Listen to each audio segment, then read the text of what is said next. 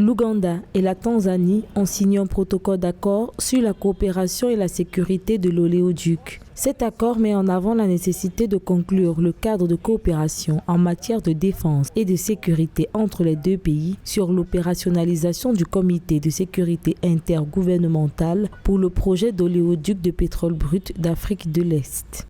Cet accord met en place un cadre juridique original de mutualisation des forces de sécurité et d'opérationnalisation de ces forces pour la protection de cet ouvrage économique qui est de nature à attirer les terroristes. On sait bien que les terroristes sont attirés par les gisements de matières premières et les infrastructures de transport de ces matières premières, notamment les oléoducs. En mettant en place un tel cadre, cela peut être un modèle ou une source d'inspiration pour beaucoup d'autres pays de la région qui ont en commun des ouvrages de protection économique. Avec cet engagement, les deux gouvernements entendent partager des informations et des renseignements, travailler conjointement pour faire face au terrorisme, à la cybersécurité, au trafic d'armes.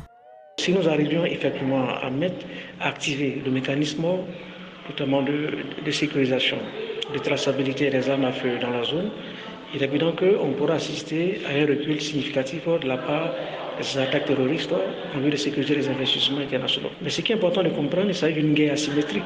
Ces mouvements terroristes restent des mouvements tout à fait imprévisibles qui à tout moment peuvent ressurgir dans le néant et dans l'incertitude.